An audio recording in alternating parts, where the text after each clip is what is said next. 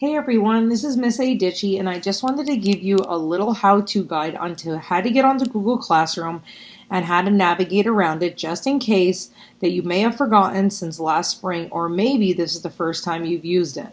So right now I'm on the Mount Carmel Area Elementary website, and as you can see up here in the reddish bar, there's a link for Gmail. So you would click your Gmail, and as you can see, my Gmail opens right away. You would have to insert your login information.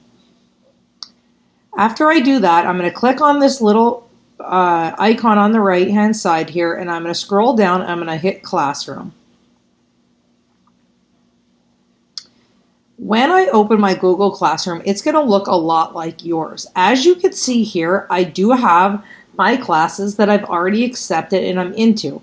But right now, when you guys log in, if you haven't done this yet, you're going to see invitations, just like I have two invitations from Miss Florio and Miss B. Ditchy. You should have invitations from your science class, your social studies class, your math class, your ELA class, a homeroom class, and any of the special teachers who might have also asked you to join their Google Classroom. Right here, you would see the accept button, and if you click that, you would accept their invitation. Over here, when you're actually in the group, I'm going to actually go into my first period science class. I'm going to click in here, and this is what you would see. This first page here, as you can see, there's 4 different pages. One is called the stream, one is called classwork, people, and grades. Stream is basically almost like a social media or Facebook feed, and every single thing that is posted to our Google Classroom always appears here. So this is a nice thing to look at, but it's not very organized, and it's basically used for announcements. I highly suggest that you really look at the Classwork link all the time. As you can see here, in our Classwork link, I have a resources page for science, one in which talks about our 4th grade hub, which we're going to talk about later. But if you click it, there is a link here to get to our 4th grade website that you'll use to get any information about our 4th grade classes.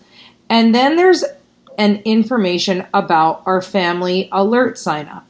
I did create one assignment so far, which is our family guardian alert sign up. So if you would click on this button, what's going to happen is, obviously this is the teacher view. Right now I could see that I had 7 kids I assigned this to so far who joined my Google Classroom, and 0 kids turned it in so far because I literally just assigned it.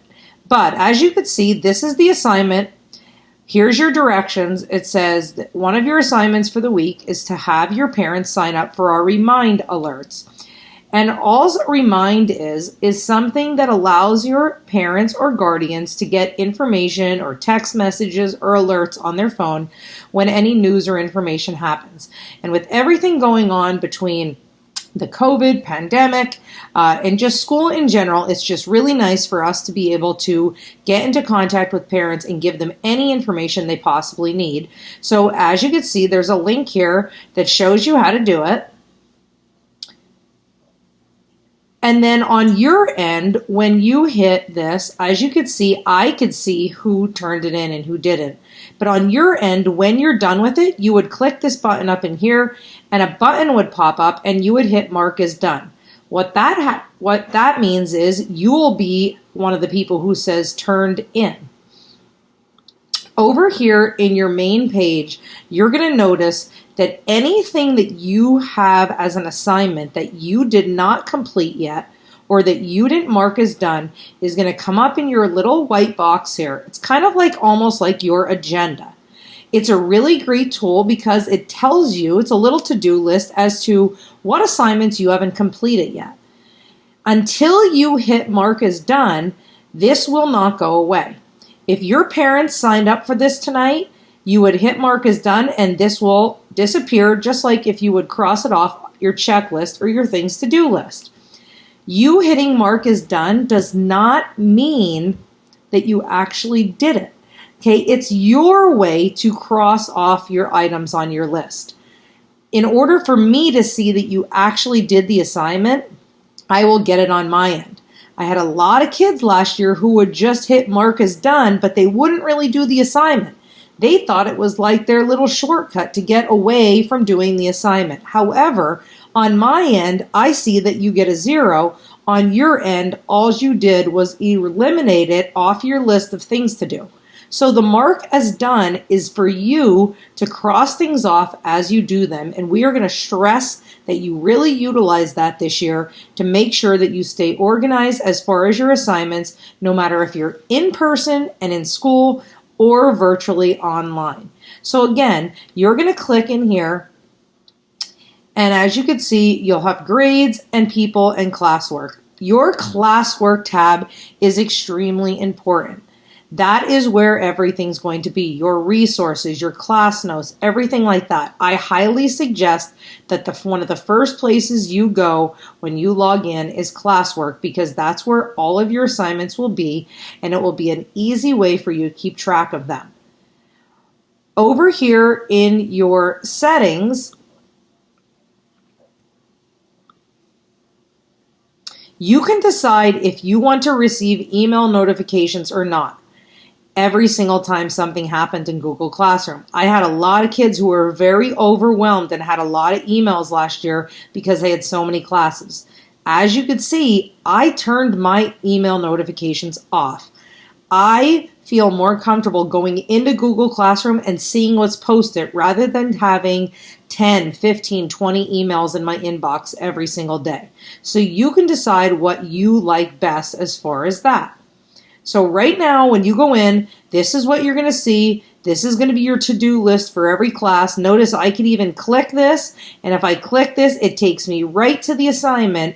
Although yours is going to look a little different, yours is going to come up with your instructions. Remember, this is the teacher part of it. So this is extremely important that you focus on this to-do list every single day, and also going in your classroom and looking at that classwork tab. Remember, the stream is only used for basically announcements and stuff like that. You need to really focus on the classwork part of it to make sure your assignments are done. It even shows you what date and everything like that when it's done. If you click over here to calendar, you'll notice that on Friday, these are all the things that you have, that obviously I have due. So it would come up on your page that on Friday, you have to make sure that by Friday, your parent or guardian signs up for the class alerts. So that's just a little glimpse into Google Classroom.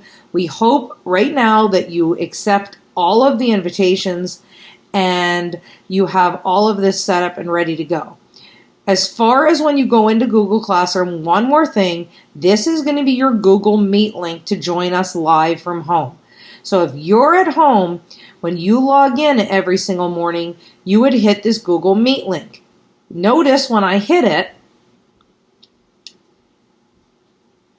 another tab's going to come up, and it's going to allow me to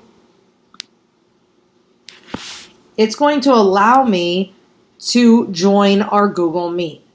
As you can see, I still have my Google Classroom up here. You're going to toggle between these two while we're in class. You might have to go back to Google Classroom to watch a video. You might have to go back to Google Classroom to do an assignment.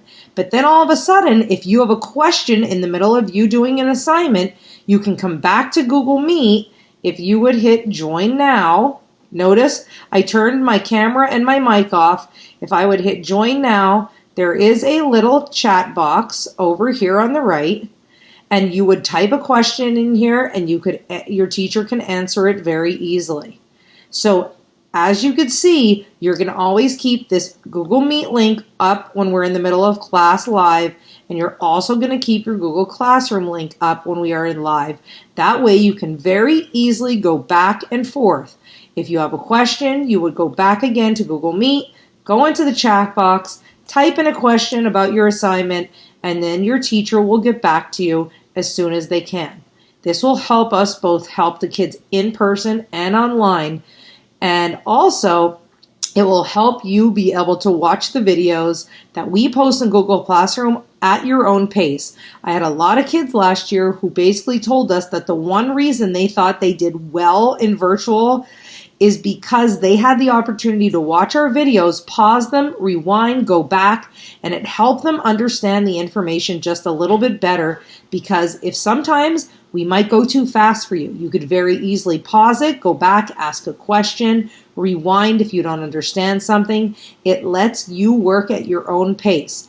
Instead of you watching me live on tape, something might happen at home. You might have a distraction. You might miss something. So we are going to keep you live in the Google Chat while we teach, but you're going to watch the video on your own while you're still online with us. That way you can go at your own pace. Everyone is different. Everyone learns different. And our number one goal is that no matter where you are, whether you're seated in front of us, whether you're sitting at your kitchen table at home, that all of us are learning the same, and we're learning what we need to learn, and we're there to help you. So we hope this was a little bit of a help for Google Classroom. If you have any questions, feel free to contact one of your teachers so that we can help you any further. All right, guys, we'll be back again with another tutorial on another program we're using.